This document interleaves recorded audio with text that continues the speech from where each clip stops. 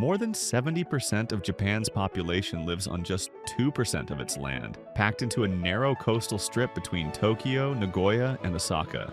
This stretch is called the Taiheiyō Belt, and it holds nearly 80 million people in one long chain of cities, factories, and lights. If you look at Japan from space at night, you'll see a glowing band, Tokyo through Osaka, surrounded by darkness. But here's the twist. Japan's total population is shrinking fast. It peaked at 128 million in 2010. By 2065, it may fall to just 88 million. Yet somehow these three cities keep growing more crowded. Why? Because this isn't just about people choosing where to live. It's about deep geography, ancient history, powerful economies, and the slow fading of Japan's countryside. Today, we'll explore why Japan's shrinking population is squeezing tighter and tighter into its biggest three cities, and what that says about the country's past, present, and future. 80% of it is mountains. Japan looks big on a map, but nearly 80% of it is mountains. That means there's only a little bit of flat land where people can actually live, farm, and build cities. So, most people live on the coasts in the low, wide plains that are easier to build on. And that's exactly where Tokyo, Osaka, and Nagoya are. These cities didn't pop up by accident. They sit on Japan's three biggest flat areas: the Kanto Plain, the Kansai Plain, and the Nobi Plain. Long ago, these places had good soil for growing rice, fresh water from rivers, and easy access to the sea for fishing and trade. The land was so good, villages grew into towns, and towns grew into big cities. And since there's not much other flat land around, people kept building up, not out, making these cities even more crowded. Even today, it's hard to spread out because the mountains still take up most of Japan. That's why so many people are packed into just a few spots, because geography gave them very few choices. Climate. Another big reason people live in Tokyo, Osaka, and Nagoya is simple. The weather's better there. These cities sit on Japan's Pacific coast, which faces south, so winters are milder, and the climate stays more comfortable all year. In places like Hokkaido or the Sea of Japan side, winters can be harsh, with heavy snow and freezing temperatures. That kind of cold makes daily life harder, roads freeze, heating costs rise, and moving goods get slower. But in Tokyo or Osaka, snow is rare, and the weather stays warmer and wetter, which makes travel, farming, and business much easier. Even in the old days this mattered, people chose to settle where the climate didn't fight them. Over time, those mild weather areas became home to the country's biggest farms, markets, and ports. And today, the same pattern continues. Better weather means less energy use, easier transportation, and more livable cities. It's one more reason Japan's population didn't spread out evenly. History. The reason so many people live in Tokyo, Osaka, and Nagoya today goes way back, hundreds of years. In the 1600s, Tokyo, then called Edo, became the capital of the Tokugawa shogunate, Japan's military government. To stay in power, the shogun forced every lord in the country to spend part of the year in Edo, bringing their money, servants, and workers with them. This made Edo grow fast, and even after it became Tokyo, the capital stayed there, pulling in government, business, and people. Meanwhile, Osaka and Kyoto were already booming. They were Japan's old centers of trade, culture, and religion. Then came the Meiji Restoration in 1868, when Japan ended feudal rule and began building factories, railroads, and ports, mostly in Tokyo, Osaka, and Nagoya. People left the countryside to work in the cities, and over time, those cities became Japan's main centers of industry and finance. After World War II, Japan's economy grew incredibly fast, and the government focused its recovery on these same cities. By the 1960s, high-speed trains connected Tokyo, Osaka, and Nagoya, and that made living, working, and growing there even easier. They're economic powerhouses. Tokyo, Osaka, and Nagoya aren't just big cities, they're economic powerhouses. Most of Japan's factories, headquarters, and top companies are packed into this narrow stretch of land. Tokyo leads the way, home to major brands like Sony, Hitachi, Mitsubishi, and SoftBank. And it also runs the country's finance, tech, and media industries. Nagoya, known as the industrial capital of Japan, is where you'll find Toyota, Honda, and big aerospace and robotics companies. Osaka and the Kansai region are strong in electronics, steel, chemicals, and cutting-edge fields like biotech and quantum computing. These cities offer high-paying jobs, strong universities, and the biggest markets in the country, so it's no wonder people move there. When companies set up near each other, they can share suppliers, talent, and ideas. This helps everyone grow faster and cheaper. The more businesses and workers move in, the more new ones follow, creating a cycle that feeds itself. That's how Tokyo, Osaka, and Nagoya became Japan's economic heart, and why people still flock to them today. Services. It's not just factories that make Tokyo, Osaka, and Nagoya powerful, it's also the services they offer. Today, over 70% of Japan's economy comes from services like banking, retail, tourism, and tech. Tokyo is the financial capital, home to the Tokyo Stock Exchange, which is one of the biggest in the world. Thousands of companies, big and small, run their money, data, and global business right from the city's glass towers. Osaka plays a big role too, with its own stock exchange and a strong mix of business and culture. And when tourists visit Japan, most of them go to the same places. Tokyo, Kyoto, and Osaka, the famous Golden Route. These cities have fast trains, big hotels, and everything tourists need, bringing in money and jobs. All this means you don't have to work in a factory to find opportunity here. There are jobs in finance, food, fashion, and beyond. That's why, even as Japan's economy changes, these three cities stay ahead. Employment and wage disparities. These three cities have the largest concentration of Japan's industries and companies, offering more jobs and more types of work than rural areas can provide. Tokyo alone pays the highest average wages in Japan, thanks to its massive number of global corporations, banks, tech firms, and service companies. A young college graduate in Tokyo might earn nearly double what someone in a small town makes for a similar role, especially in tech, finance, or engineering.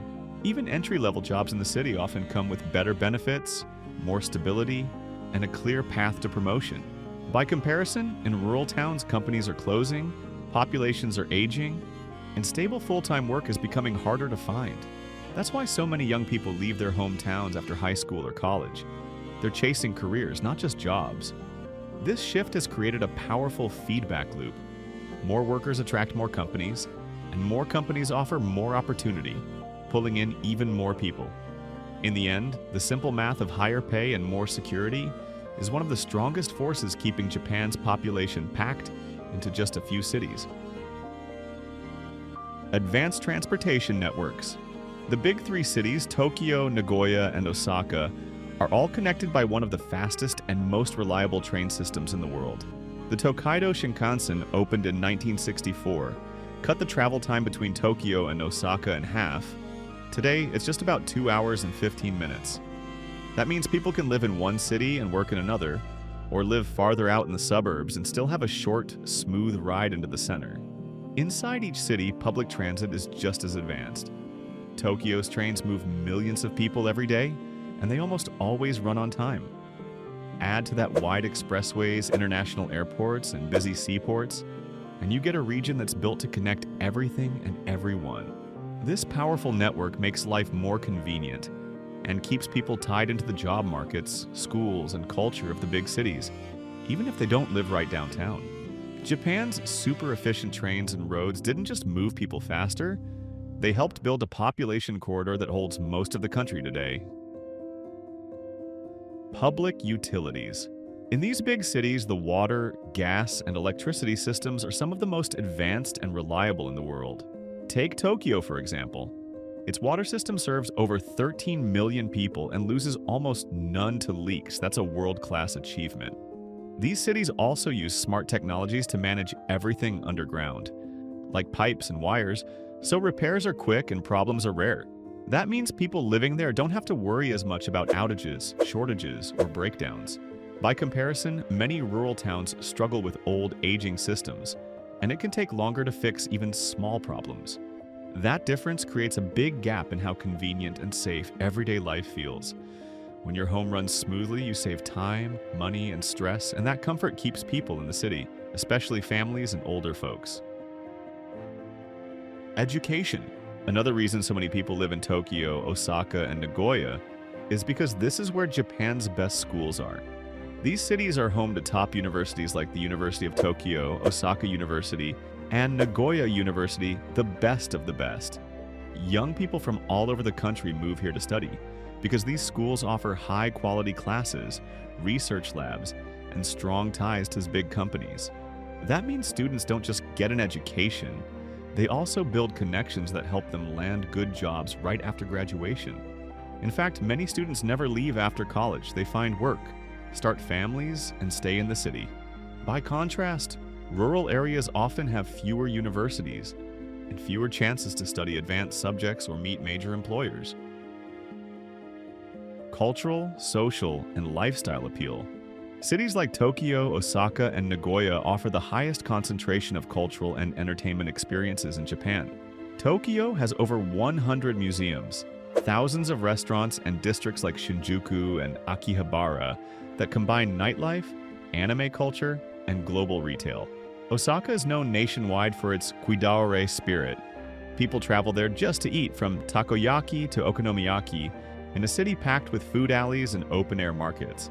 Nagoya combines attractions like Nagoya Castle and major shopping districts, with less crowding than Tokyo or Osaka.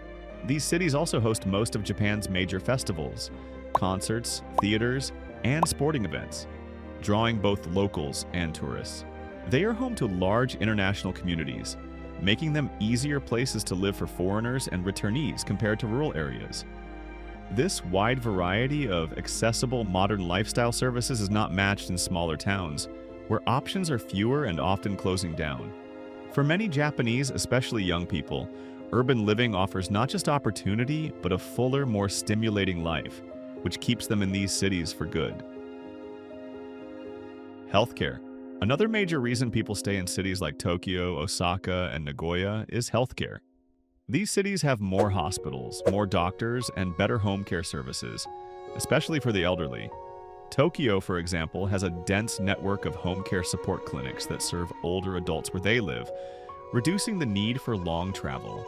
By contrast, rural regions often depend on a few small clinics that are far apart and short on staff.